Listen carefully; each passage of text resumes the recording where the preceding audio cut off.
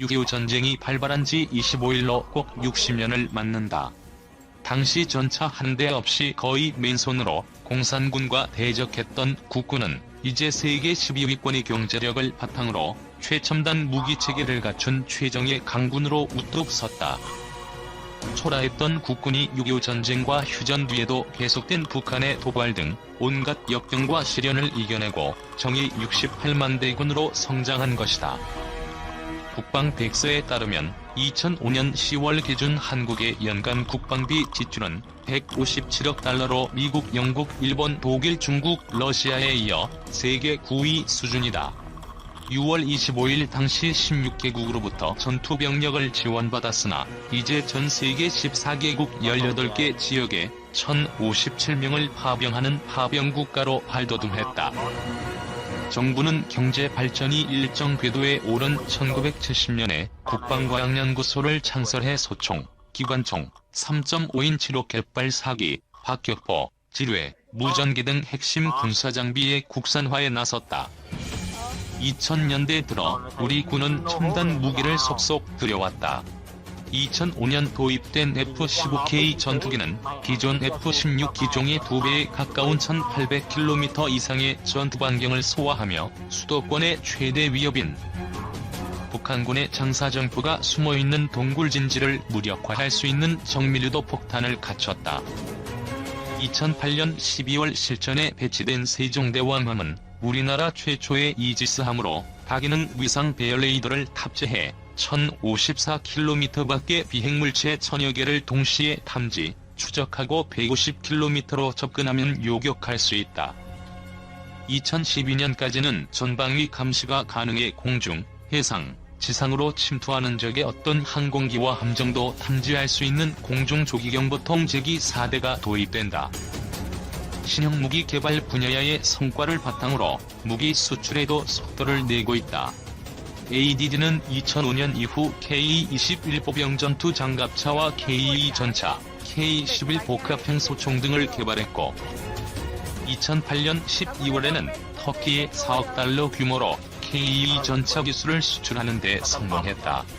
2008년 방산 수출 규모는 처음으로 10억 달러를 돌파했고 지난해에는 11억 6천만 달러를 기록했다. 현대중이 건조한 최신의 호위함, 보온 마스크 싣고 필리핀으로 출항. 현대중공업이 건조한 필리핀 최신의 호위함이 마스크 등 방역 물품을 싣고 필리핀으로 출항했다. 현대중공업은 18일 울산 본사에서 필리핀 해군의 2600톤급 최신의 호위함인 호세리 자람의 인도 출항식을 갖고 필리핀 수비항으로 출항시켰다고 밝혔다.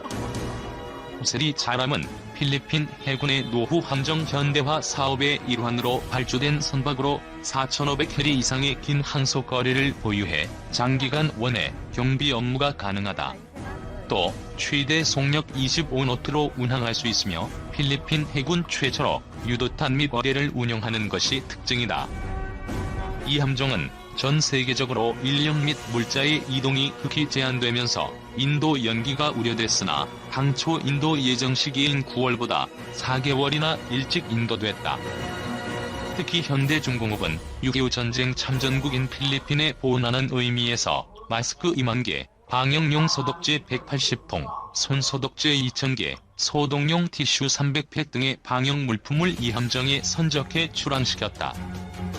현대중공업은 최초의 이지스함인 세종대왕함, 차세대 호위함인 인천함 등 80여 척의 전투함과 잠수함을 설계 및 건조한 바 있으며 현재는 대형 수송함 개념 설계에 역량을 집중하는 한편 한국형 자기구축함 사업 준비에도 박차를 가하고 있다. 무적의 방패 뜻 전쟁 억지력 업그레이드. 25일 울산 현대중공업에서 한국형 이지스 구축함 1번 함인 세종대왕함 진수식을 가짐으로써 우리 해군은 대양 해군 건설을 위한 본격적인 첫발을 내딛게 됐다. 꿈의 구축함 이지스함 보유는 대양 해군 건설을 위한 해군의 오랜 수건이었다. 그러나 이번 진수식은 첫 걸음마에 불과하다.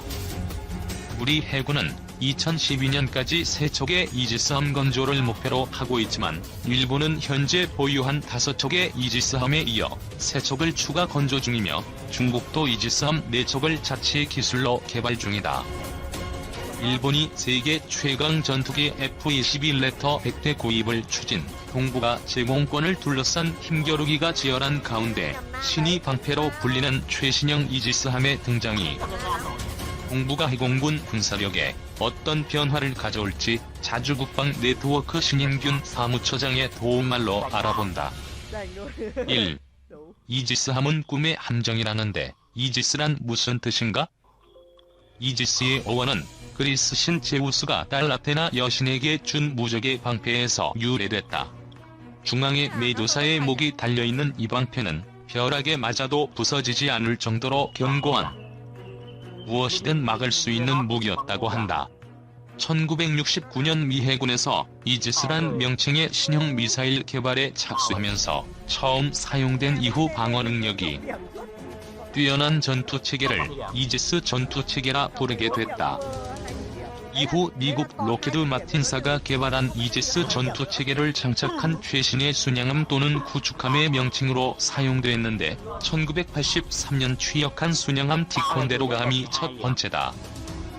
2. 이지스함의 보유가 한국군 전체에 가져올 변화는 어떤 것인가?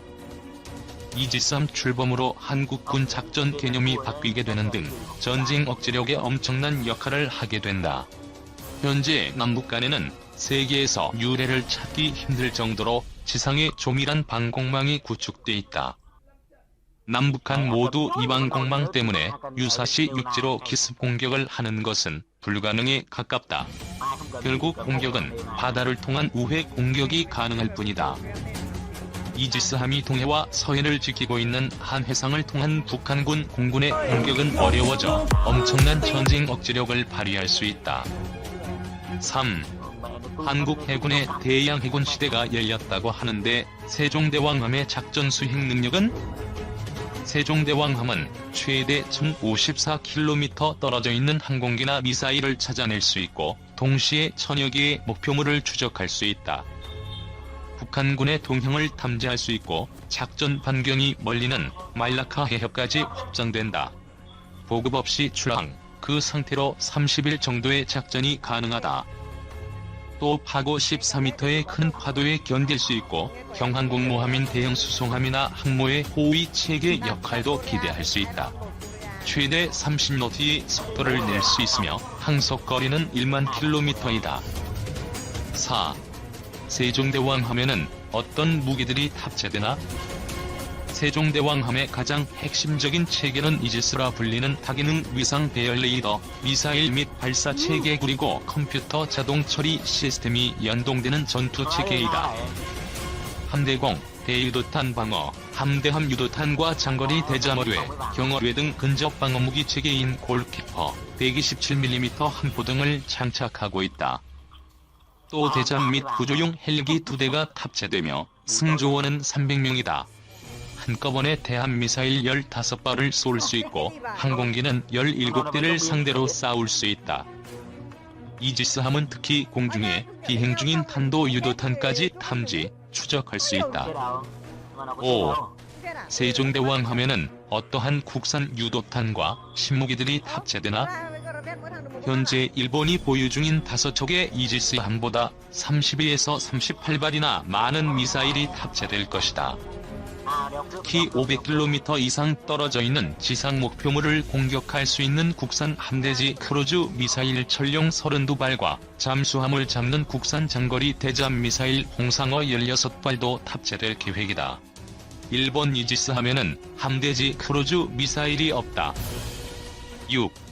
이지스 함은 애초 6척이 도입될 예정이었는데 왜 3척으로 축소되었나? 당초 KDX-3 사업은 2020년까지 세계 전단으로 구성되는 기동 전단에 각각 2척씩 배치돼 모두 6척의 KDX-3급 이지스함을 보유할 예정이었으나 2005년 발표된 국방개혁 비전 2020 프로그램에 따라 3척으로 축소됐다. 외환 위기로 사업 착수가 2년 연기됐고 2003년 말에야 기본 설계를 마칠 수 있었다. 북한의 공군력을 해상에서 제압하려면 동해와 서해가 두 척씩 모두 네 척이 필요하며, 이지스 함은적 단도탄과 전투기를 동시에 상대하려면 두 척이 1조를 이뤄야 한다는 게 군사 전문가들의 대체적 견해이다. 7. 세종대왕함 건조비는 한 척당 1조 원이라고 하는데 정확한 비용은? 현대중공업이 선체 건조비만 2,594억 6천만 원에 계약했다. 이지스 레이더 시스템 가격 약 3,480억 원 등을 포함해 척당 1조 원 정도의 비용이 들어갔다. 그나마 레이더 시스템은 일본과 공동 구매를 했기에 척당 2천억에서 3천억 원이 절감된 것이다. 8. 한국형 이지스 구축함 1번함을 세종대왕함이라 이름 붙인 이유는? 해군은 이지스함이 국내뿐만 아니라 해외 파견 등 국제적으로 그 한 명이 빈번하게 등장할 것을 감안해 국민들로부터 많은 존경을 받고 있는 성군 등 위인의 이름을 부여키로 했다. 세종대왕은 국민적 호감도가 가장 높은 인물이다. 먼 훗날 항모를 보유하게 된다면 이미 대형 상륙함의 독도함 등이 한 명으로 사용되는 만큼 고구려, 발해 같은 웅대한 대륙국가의 이름이 사용될 수도 있을 것이다. 9. 한국은 이지스함 몇 번째 보유국인가? 세종대왕함 진수에 따라 우리나라는 미국, 일본, 스페인, 노르웨이에 이어 세계에서 5번째 이지스 구축함 보유국이 됐다.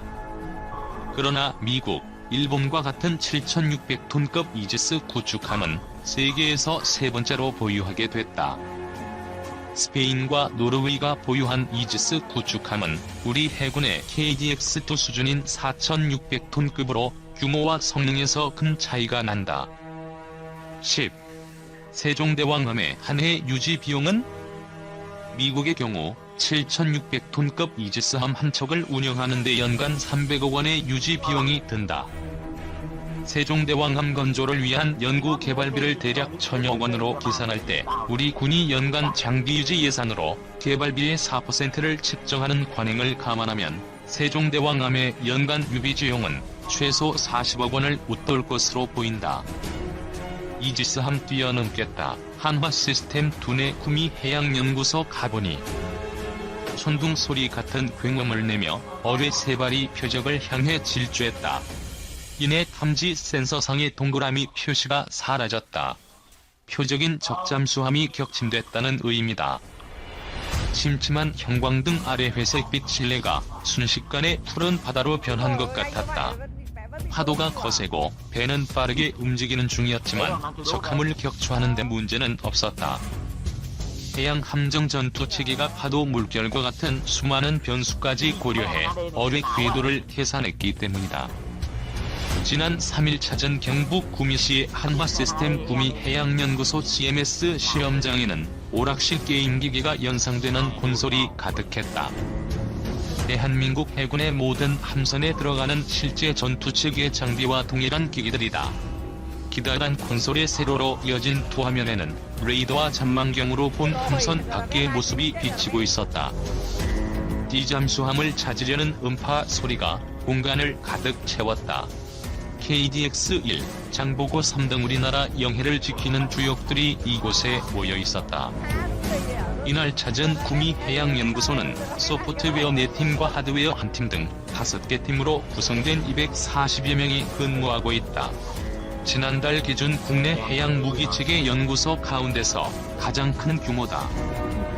최근 한화시스템은 한국형 자기구축함 사업에 뛰어들었다. KDDX는 6,000톤급으로 기본 세종대왕급 이지스함보다 규모는 작지만 미사일 요격 등 이지스함의 기본 임무 수행이 가능해 미니 이지스함으로 불린다.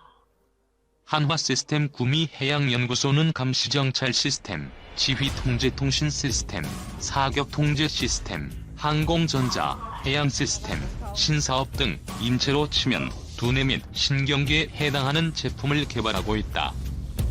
스텔스함의 핵심 통합마스트 무인 수상정 함정 전투체계의 미래를 보다. 초록 테이프로 쌓인 콘솔들을 지나가면 영화 스타워즈 로봇 BB-8을 닮은 한국형 자기구축함 통합마스트가 나온다. 실물은 폭 10에서 11m, 높이는 16m 정도다. 선체에 합한 가운데에 수직으로 세운 기둥을 뜻하는 마스트는 기존에는 위쪽에 안테나들이 주렁주렁 달려 적에게 탐지될 확률이 높고 유지 보수도 힘들었다. 홍합 마스트는 이러한 단점 극복을 위해 각종 안테나와 신호기 등을 하나로 합쳤다. 스텔스 함정의 핵심 기술로 대부분의 선진 해군이 통합 마스트를 사용한다. 한화 시스템은 지난 10여 년간 연구 끝에 다기능 이상 배열 레이더, 적외선 탐지 추적 장비를 융합한 통합 복합 센서 마스트를 개발했다. 여기에 사면 고저형 100% 디지털 방식 능동 이상 배열 레이더를 적용해 차기 호위함 물산급 FFX 배치 3형으로 시험 중이다. 북한의 화성 14호가 게임 체인저가 될 것이라는 데는 이견이 없는 듯하다. 한반도 및 동북아 안보 구조의 근본 변화가 예상된다. 미국 역시 그동안의 느긋한 태도와는 사뭇 대조되는 반응을 보이고 있다. 일단은 압박을 전면에 내세우지만 대화도 배제하지 않으면서 해결을 위한 발걸음을 재촉한다. 북한의 대륙간 탄도미사일이 미국 본토 어디든 도달할 수 있는 전무후무한 사태가 눈앞에 다가왔기 때문이다. 7월 28일 두 번째 발사된 화성 14호에 대해 미국 국방성이나 미사일 전문가들은 대기권 재진입에 일부 미흡한 점이 있으나 몇 차례만 더 시험하면 내년에 실전 배치가 가능한 수준이라고 평가한다. 미국 자신의 안전을 위해서도 이제 남은 시간은 1년도 안 된다. 미국의 안전만 위협하는 게 아니다. 아시아 동맹국에 대한 영향력이 송두리째 사라질 판이다. 동맹국에 대한 미국의 영향력은 보통 해구산이라 불리는 확장 억지를 통해 보장돼 왔다. 북한이나 중국이 한국, 일본 등을 핵무기로 공격하면 미국 본토가 공격받았을 때와 같은 전력 수준으로 응징 타격한다는 개념이다. ICBM과 잠수함 발사 탄도미사일, 전략 폭격기 등 3대 타격 수단에 미사일 방어와 초정밀 타격 체제가 더해졌다. 북한 조선중앙통신은 7월 28일 대륙간 탄도미사일 화성 14호를 2차 시험 발사했다고 보도했다. 그동안 일본은 미국이 워싱턴 혹은 뉴욕이 공격당할 위험을 무릅쓰더라도 도쿄를 지켜줄지에 대해 끊임없이 질문을 던져왔다. 그 질문은 1960년 2월 미국의 온갖 방해에도 독자 핵 개발에 성공한 프랑스 드골 대통령이 먼저 던졌던 것이다. 파리를 지키기 위해 미국이 과연 뉴욕을 희생할 수 있을까? 일본의 질문이 있을 때마다 미국은 자위대 고위 간부들을 미국 핵시설에 초청해 확장 억지에 대한 믿음을 주기 위해 부심했다. 그런데 중국보다 더 위험한 상대가 등장했다. 바로 북한이다. 북한은 최근 활발히 활동하는 핵국가일 뿐 아니라 미국의 확장 억지력을 무력화해 미일 공조의 약화와 한미 동맹으로부터 한국의 이탈을 촉진하는 것이 핵미사일 고도화의 전술적 목표라고 공공연히 말한다. 한국과 일본이 디커플링되고 나면 어떤 일이 벌어질까? 일본 게요 대학의 진보 겐 교수가 일본의 보수 시사 월간지 보이스 7월호에서 분석한 내용은 시사적이다. 북한의 핵 독트린이 자위적 핵 보유 노선인 최소한 억지 이론에서 한정적인 핵 사용을 정당화하는 한정 핵이론으로 바뀔 가능성이 높다는 것이다. 북한은 지금까지 적이 침략을 격퇴하고 보복하는 용도로만 핵을 사용한다는 최소한 억지 독트린을 내세웠다. 핵선제 불사용 비핵 국가에 대한 핵 사용 금지 궁극적 비핵화 노선 등이 그에 해당한다. 그러나 최근 전면전 상황을 가정하지 않더라도 주일 미군 기지 등에 대한 정밀 타격 등에 한정적으로 핵을 사용하는 것이 가능하다는 공격적 핵 독트린으로 이동하는 모습을 보여왔다. 북한 화성 14호가 미국의 확장 억지력을 무력화해 북미 간의 전략 레벨의 안정이 이루어지면 주한 미군 기지나 서울 등 한국의 대도시 같은 전술 단위 또는 주일 미군 기지, 도쿄 같은 전역 단위의 도발을 해도 전선이 더 이상 확대되지 않는다. 이론적으로 핵의 한정적 사용이 가능해진다. 예컨대 북이 서해 5도를 통상병력으로 기습 점령하고 동시에 서울을 핵 공격하겠다고 위협해도 미군의 지원은 저지돼 한국이 반격을 못하고 주춤하는 상황이 올 수 있다는 것이다. 물론 아직은 이론적 가정이다. 그러나 전문가들 중에는 기존 안보 구조의 변화가 불가피하다는 주장이 벌써부터 등장한다. 안보 전문가 휴 화이트 오스트레일리아 국립대학 교수는 국내 한 일간지와 인터뷰하면서 미국의 확장 억지력에 대한 신뢰가 매우 낮아져 아시아, 태평양 지역에서 미국의 전략적 위치가 약해지고 중국의 영향력이 강해질 것이다라고 지적했다. 이 같은 불균형 상황은 과연 지속 가능할까? 화이트 교수는 이런 상황이 되면 한국과 일본은 원하든 원하지 않든 독자 핵무장으로 갈 수밖에 없다라고 전망했다. 경북 경주 월성에 있는 사기의 가중수로형 원자로에서 그동안 추출해 쌓아놓은 폐연료봉을 재처리하면 무기급 플루토늄 26톤을 얻을 수 있다. 한국과 일본은 그동안 당사자이면서 당사자가 아닌 듯 소외돼 있었다. 미국이 유사시 핵으로 지켜준다는 믿음이 있었기에 가능한 구도였다. 그러나 그 신뢰가 깨지면 먼저 일본이 움직일 것이다. 그동안 일본은 중국의 군사적 굴기와 미국의 쇠퇴 속에서 늘 기회를 엿봐왔다고 할 수 있다. 일본은 이미 도카이 지역에 핵 재처리 시설과 농축 시설을 보유하고 있다. 언제든 무기급 플루토늄과 고농축 우라늄을 추출할 수 있다. 북한이 현재 보유한 플루토늄은 약 50kg이다. 일본이 유럽에서 수입해 보유 중인 플루토늄은 40톤이다. 2011년 7월 21일 아사히 신문에 따르면 일본은 이미 플루토늄 10톤을 비축 중이라고 한다. 핵무기 1250개 분량에 해당한다. 미국, 러시아, 영국, 프랑스에 이어 세계에서 5번째이며 아시아에서는 단연 압도적으로 많은 양이다. 한국도 핵무장 대열에 들어설까? 한국의 핵잠재력은 그동안 잘 알려지지 않았다. 그런데 2015년 4월 미국의 저명한 핵 군축학자 찰스 퍼거슨 미국 과학자연맹 회장이 그 실상을 공개했다. 이른바 퍼거슨 보고서에 묘사된 한국의 핵무장 잠재력은 충격적이다. 한쪽으로 경북 경주 월성에 있는 사기의 가중수로형 원자로에서 그동안 추출해 쌓아놓은 폐연료봉을 재처리하면 무기급 플루토늄 26톤을 얻을 수 있다. 핵무기 4,330개를 만들 분량이다. 지금도 월성 원자로에서는 매년 핵무기 416개를 만들 수 있는 2.5톤의 준무기급 플루토늄이 생산된다. 증폭분열탄이나 수소폭탄 제조에 필요한 중수소와 삼중수소도 상당량 확보돼 있다. 한국은 플루토늄 재처리 공장을 1980년에 완공할 예정이었으나 박정희 대통령 사망으로 흐지부지된 바 있다.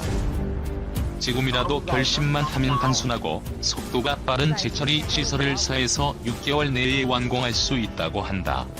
수준 높은 컴퓨터 기술을 활용하면 초고속 전자 기폭장치도 쉽게 만들 수 있다. 컴퓨터 기술을 이용하면 핵분열탄이나 증폭탄, 수소폭탄 실험은 할 필요도 없다. 한국의 경제 규모나 핵산업에서의 국제협력 그리고 핵확산 방지에 대한 그동안의 국제 기여를 감안하면 한국이 핵확산 방지 조약 제10조의 국익조항을 원용해 NPT에서 탈퇴하고 핵개발을 강행하면 국제적으로 막기가 어렵다고 퍼거슨 보고서는 지적한다. 그렇다고 한국이 경솔하게 핵무장의 길을 선택할 것이라는 얘기는 아니다. 북한과 중국에 의해 계속 코너에 몰리고 일본이 핵무장 카드를 꺼내드는 순간 한국 역시 핵무장 대열에 들어서게 되리라는 지적이다. 동북아 지각 변동이 2단계까지 가지 않기를 기대할 뿐이다. 거부권을 갖는 유엔 안보리 상임 이사국에 독일이 들어가려 한다. 이를 위해 프랑스와 독일이 아헨 조약을 맺었다. 영국은 동조하고 싶지 않겠지만 EU에서 탈퇴하겠다는 브렉시트 소동을 벌이고 있는 상황에서 프랑스와 독일이 합의한 일에 끼어들 수 없다. 미국과 러시아가 보더라도 독일은 그만한 대우를 받을 만하다. 중국은 여기에 끼어들 주제가 되지 못한다. 프랑스와 독일은 이런 입지를 정밀히 타산해본 후에 이 문제를 공식화시켰을 것이다. 2018년 기준 한국 경제력은 미국, 중국, 일본, 독일, 영국, 인도, 프랑스, 이태리, 브라질, 캐나다, 러시아 등에 이은 세계 12위다. 주변 4개국 가운데 미국, 중국, 러시아는 핵 확산 금지 조약에서 인정하는 피오에 속하며 북한은 2006년 핵실험을 하고 계속 핵전력을 증가하고 있다. 한국만 핵을 갖지 못하면 볼품없는 미끼 신세로 전락하고 만다. 국제원자력기구에서는 한국을 일본, 남아프리카 공화국과 함께 마음만 먹으면 2년 이내에 핵무장할 수 있는 국가군으로 분류하고 있다. 문재인 정부의 탈원전 정책으로 말미암아 그 기간이 4년으로 늘어났는데 일본은 몇 개월로 줄어든 것으로 보인다. 세계 제4위로 높게 평가되는 원자력 기술 인력의 해외 유출과 대학 원자력 학과 박사과정 학생 입학이 사실상 중단되는 것은 치명적인 국익훼손 행위다. 미국은 냉전 이후 비확산 체제 유지를 안보 전략의 중심으로 삼았다. 한미동맹을 안보 골격으로 삼은 한국으로서 미국 정책에 거슬릴 수 없었음은 불문가지다. 미국은 한국의 탄도미사일 개발도 한국이 1970년대 미사일 개발 초기 단계에 약속한 180km로 묶어두려 하였다. 그러나 이제는 상황이 바뀌었다. 탄도미사일 사거리도 300km에서 500km로 연장되었고 사거리 1500km의 순항미사일 총령도 전력화되었다. 1964년 중국이 핵을 보유하게 되었다. 소련과 경쟁하는 와중에서 핵전력 보유는 결정적이었기 때문이다. 인도는 1960년대에 중국과 국경 분쟁을 치렀다. 네로는 핵을 갖는데 진력하여 1974년 핵을 갖게 되었다. 영국에서 공부한 제3세계 지도자 네로를 미국이 저지할 수는 없었다. 인도는 우라늄 조달에 문제가 없었으며 미국과 영국에서 교육받은 핵과학자가 충분히 있었다. 이에 자극받은 파키스탄은 1998년 핵을 갖게 되고 나아가 북한이 2006년 핵을 갖는데 큰 역할을 하게 된다. 우리 정부도 한미동맹 관계 유지를 위해 생각을 다시 해야 하지만 미국도 그에 상응하는 전략 변환을 해야 한다. 한미연합 사령관을 지낸 장군들이 앞장을 서야 한다.